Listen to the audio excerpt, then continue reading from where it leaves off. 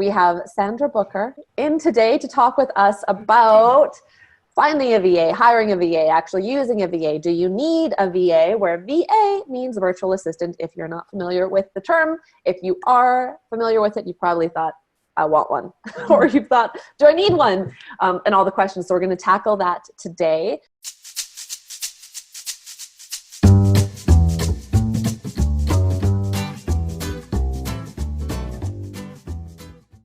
All right, VAs. I got my first VA a couple years into Copyhackers, and it was the greatest moment ever. I remember telling my hairdresser, like, I have time to see you because I'm not going through my emails right now because my VA does that for me. And she was like, what's this VA thing you're talking about? So VAs, I tell everybody in the 10X Freelance Copywriter, one of the very first things I tell them is, when you think you need a VA, you need a VA. You probably already did before that. So I've been in the 10X Freelance Copywriter. People are always like, well, how do I actually find one? Like, I want one, sounds good, but how do I actually find one? And then when I found one, how do I make sure I'm putting them to good use, et cetera, et cetera. That's why Sandra Booker is here.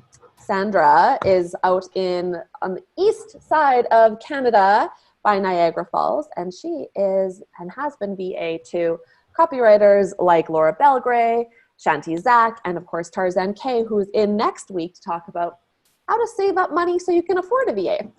But for now, we're going to talk about the thing that you want in the first place, which is a VA. And Sandra, you're going to take over and talk to us all about that. Wonderful. So, hey, everybody. So glad to be here. Looking forward to your questions and everything at the end. So today we're just going to talk a little bit about, virtual assistants, what they are, where they are, and how do you find and keep a good one. Virtual assistants are becoming more and more popular. They're becoming more and more well-known. Even when I started out, like just over 5 years ago, they were still a little mystifying for people. But now, like, we have a lot of big names talking about getting a virtual assistant, so they are becoming more well-known. But I still get some people, when I say a virtual assistant, they think Google Home, Alexa, Siri, or they think robot in my home baking me treats. But obviously, what I'm actually talking about today are people. And specifically, I'm talking about a general virtual assistant, a general administrative virtual assistant, because there are a lot of different kinds of VAs out there. There are social media VAs and launch VAs and tech VAs, online business managers, project managers, and integrators. The list goes on and on. Like, people just tack VA on to the end of their title for various reasons, but there's a lot of us and we have a lot of different skill sets.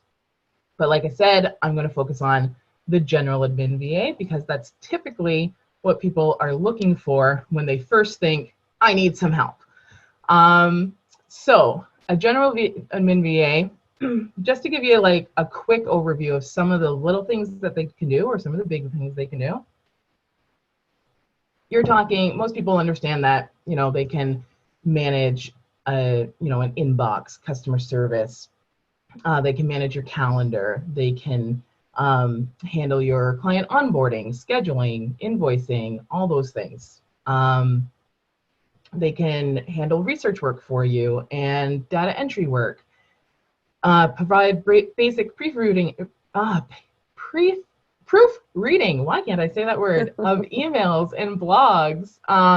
They're not typically, professional proofreaders, but they're definitely a good second set of eyes before you send anything out. Loading and publishing those emails and blogs. I wouldn't necessarily say launch emails. Some VAs can do launch emails, but those can be tricky sometimes, as you know. So you typically want like a launch VA or a launch manager to help with those. They can create basic graphics in Canva. Not everybody has a good eye, but they can typically put together a nice little graphic for you. They can help follow up with your pitches. If you're trying to get on podcasts and you're pitching people, you want to make sure you're doing the follow-up because that's the big thing with getting on podcasts is the follow-up or guest blogging, making sure you follow up. They can help you with that. They can write meeting notes either on the call with you, with your clients or subcontractors, or afterwards listening to a recording. So that's what a general admin VA can do. A good general admin VA can typically do those things: policies, procedures, processes, stuff like that. A great one can also manage your projects and team, making sure that things are happening when you expect them to happen. And making sure that you have what you need on a project at any point in time. So like I had a client who had agreed to do a training to a group, and I've worked with the client for a little while, so I kind of know what her ebb and flow is work-wise. So a week before the presentation, I sent her a slide deck that I had mocked up because I knew she hadn't started one yet, despite being reminded. So I had mocked one up for her based on something she had done before. So it made it like super easy for her to just finish off that slide deck in an hour rather than the 5 or 6 hours that she was facing. They can help build your reputation with your audience. If you're having them manage your inbox, they're going to be like one of the first people they interact with, and they can provide really great customer service for you. They can, act as a great sounding board for you. As they get to know your business and your industry, they'll be able to highlight things that you might not necessarily see, and help rein you in when you start freaking out about things. I had a client who she had a launch. It went okay. It wasn't as well as she wanted it to be. And she started thinking, oh, maybe I have to give more stuff or charge less money. And so I was able to say, no, actually, based on the survey data that we've received, charging less money is not the problem, and having more stuff is not going to be the answer. They actually want less stuff. Your audience is this way. So being able to talk her back from doing a lot of extra work or making less money was a big bonus to her. They can also help lay out your path to your goals. So most of us might have like a business coach, or you might be in a paid group that's helping you move forward in your business, and they'll say, oh, you should do this thing. And then your next question is, well, how the heck do I do this thing? Your VA can usually help you plan that out, and they can track it all in your project management tool and make sure that everything is moving forward. So you can really rely on them as they grow and get to know you and your business to really take on more and more. The goal is to expand your relationship with your VA. And they can have your back in unexpected ways. So I know in the email, one of the emails Joanna sent out, she talked about her assistant upgrading her Zoom account right when she needed it.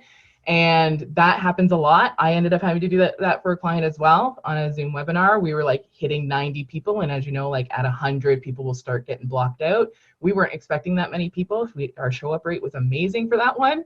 So I immediately just had to like pop in there and like quickly upgrade, and no asking or anything, just this is what needed to be done. So your VA would do it.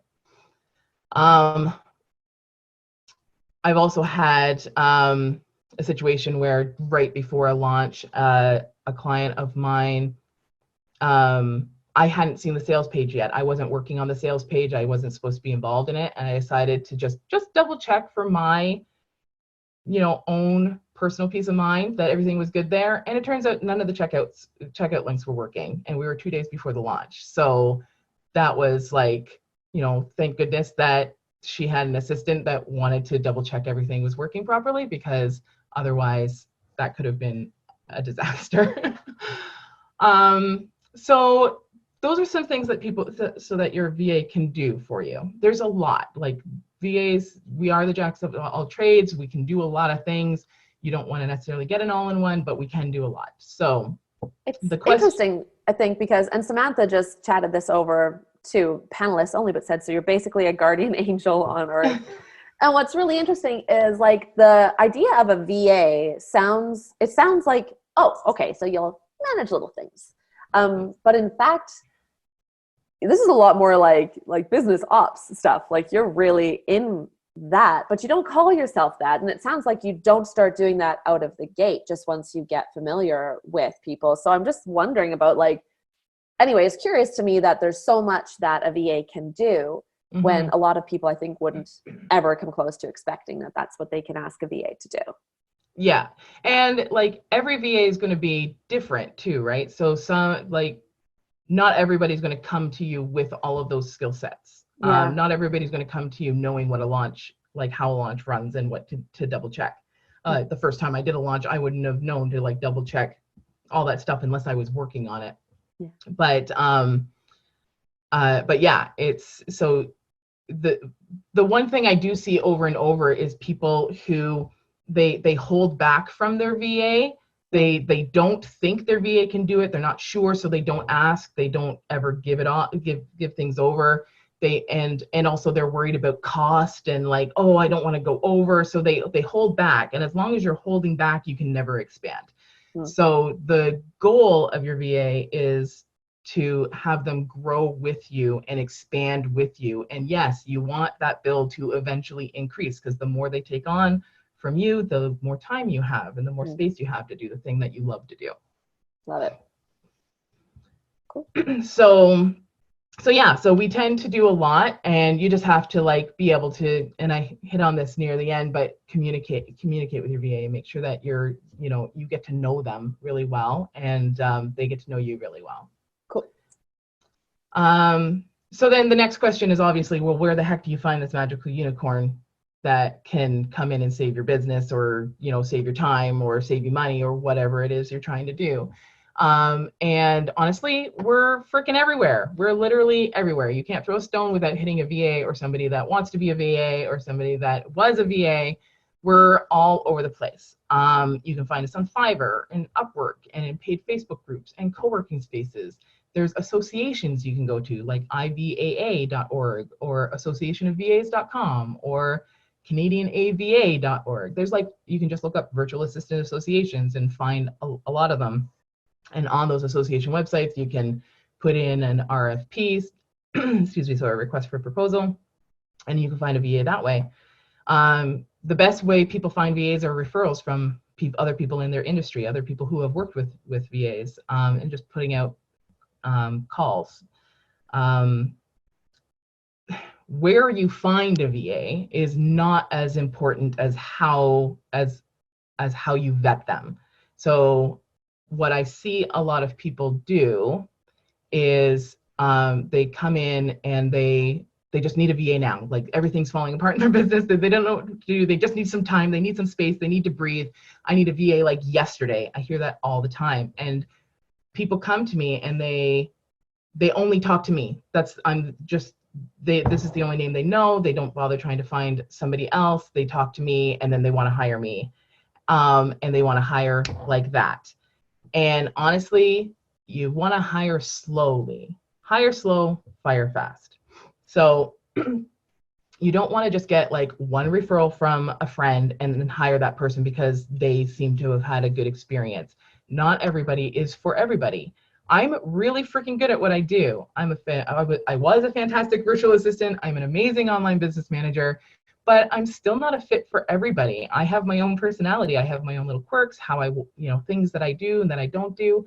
So I am not going to be a fit for everybody. It doesn't matter how good the VA is. It's a matter of how great the fit is. So that's what you need to work on. So when you're trying to find a VA, you want to make sure that, that the first thing you do is what position you're hiring for. A lot of people think, oh, I need a VA, I'm so busy. But then when they get on a call with me, we break it down, we figure out they don't need a VA at all. Some people what they need in their business right now is actually somebody to manage their social media and content. Or I've had people that all they really need is somebody to do their bookkeeping. And I've had people where the big thing that they needed is to get off social media because they just needed some time management skills. They weren't actually ready for a VA. They didn't have the enough work to give a VA or the money to pay a VA. So you have to figure out what exactly is the position you're hiring for. So pretty much you're going to look at where are you right now in your business? Where are you trying to go? What are your big goals for the next year, 2, 3? You want to hire somebody that's going to stay with you long term. And then figure out that position. So if you're looking at everything you're doing right now and the only thing that's holding you back from getting to where you're going, getting to where you're trying to be, is that your social media game, all of your content is a mess. You're never consistent, and you're not great at making graphics or whatever, then maybe you don't need a VA right away. Maybe you need a content developer or a social media manager or something like that. So really look at what it is that's holding you back from getting to the goals that you're trying to get to, and then develop a role for that, and then that's what you're going to hire for. So it's not always a general admin VA. Then you're going to do your research. Find 10 to 15 people. I know it seems like a lot. You don't have to interview them all, but you do have to do your research on them. So looking at their websites, seeing what testimonials they have, looking at their social media, what are they posting on their own company stuff, on their own company accounts, looking at their LinkedIn, getting to know them a little bit that way, and then reaching out. And you can even ask them, like, so one thing that I do when I'm looking for an assistant is I give them a little test before I get on a call with them. And that test is super, super simple. It's literally, I say, can you tell me how to add preview text to a ConvertKit email? And the reason I ask that question is because all they have to do is Google that question, like just copy and paste it into Google, and they are literally going to get to the exact article by Elizabeth Goddard that will tell them the answer. But I've had people that say no, or no, I have no idea. And it's like, well, those people aren't problem solvers. I don't want to work with them. And then I also have a lot of people that do find the answer, but then even how they give me the response is a really good look into what it would be like to work with them. Do they just copy and paste it from the page and leave all the formatting the way it is, so it's really, really hard to read in my email? Or do they just give me a link to it? Or like, how do they present that information and make it easy for me to get the information I asked for? So giving a little small test question that's not like a lot of work can be a really good indicator before you get on a call. And then obviously you want to actually get on calls with more than one person. I recommend getting on with at least 3 different people, 3 to 5. You shouldn't be getting on with more than 5, but 3 to 5 different people, and just really like getting to know them a little bit and see how they, how the fit is and how you guys even communicate together. So things to watch for. If they know nothing about you, they don't even know your website, and they haven't asked beforehand, that's a little bit of a red light. That's kind of basic stuff. They should know they should have at least looked up your website before getting on a call with you. If they're late, or even after the call, if they said they're going to give you a proposal on said date and then they're late giving you that proposal, that's a red light. If you feel like they're not listening or they constantly interrupt you, that's just a good indication of what it's going to be like to work with them. So just make note of it. Pay attention to those things. If they're in their PJs or they don't look put together. So we all a lot of us work from home, and that's fine. But when you get on a call with a client, you really should look together, like put together. Your space behind you should look semi-decent. And I've been on calls with people in their bedrooms with the dog on the bed doing what dogs do, and it just doesn't look the best. So not that that's a huge red flag, but it does make me just wonder about how they're going to present themselves in my business if that's how they present themselves in theirs. If they seem defensive or hard to talk to. So if you're like, oh, I think you misunderstood me, or I think you misunderstood what I said or something like that, and they're like immediately, no, you said that. That's also an indicator of what it might be like to work with them. So a lot of people just kind of like fluff that stuff off, but pay attention to it. Some green lights are that they ask about your goals. A VA that gets on a call and wants to know where you're heading is a VA that's interested in helping you get there.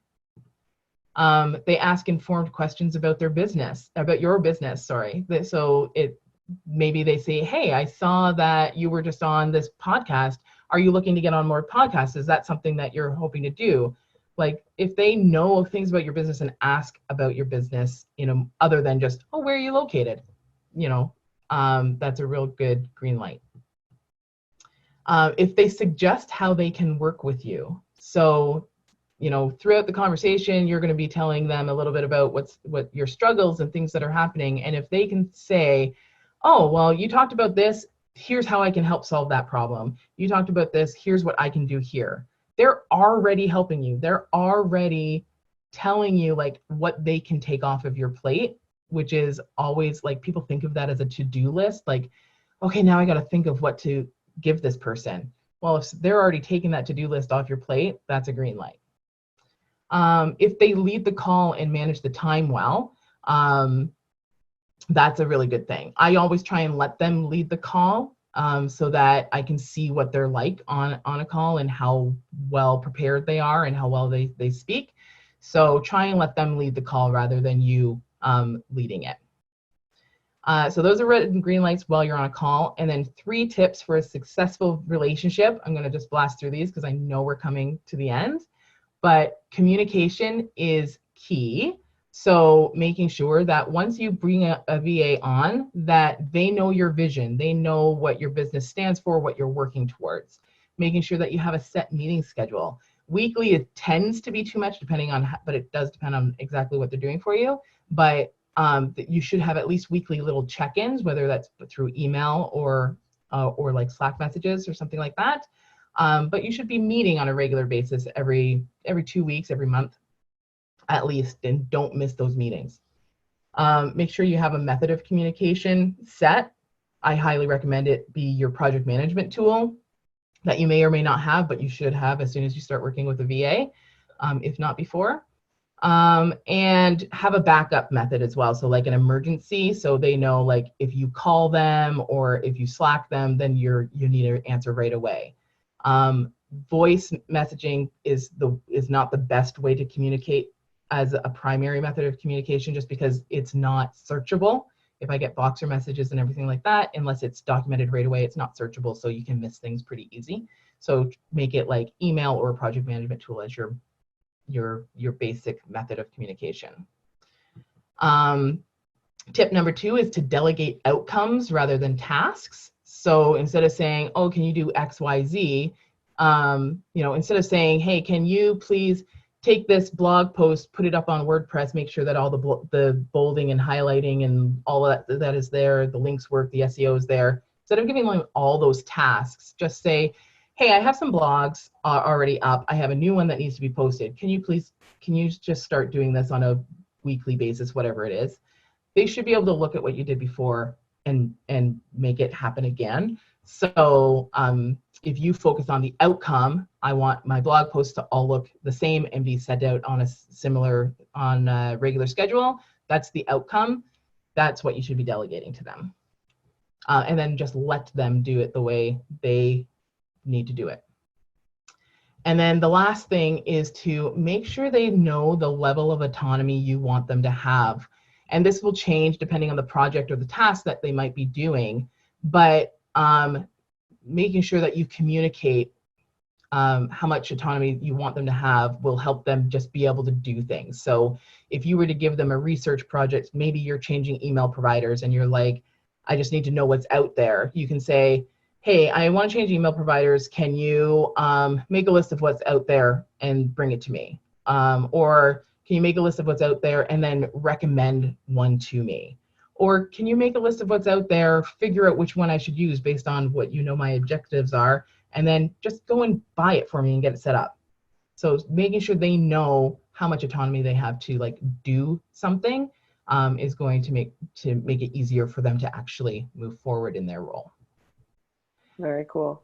That's I think a few of those things were scary. They were scary for me. Like, whoo, delegate outcomes, but what if they don't pay attention to things? So that's amazing. And I know we're running up against time. So Carrie just chatted out this link showing here now. So if you want to head over there to get more of what you've just heard, of course, the replay will be available later. What can they expect at anyoldtask.ca/copyhackers, Sandra?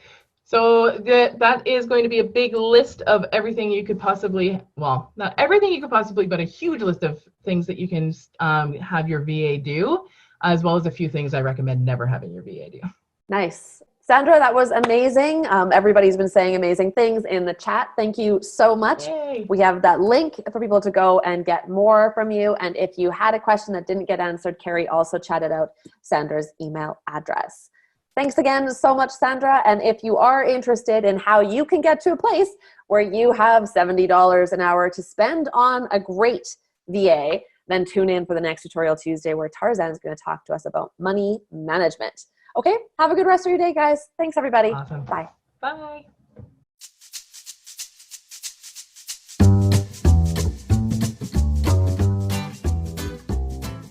It's the 90s.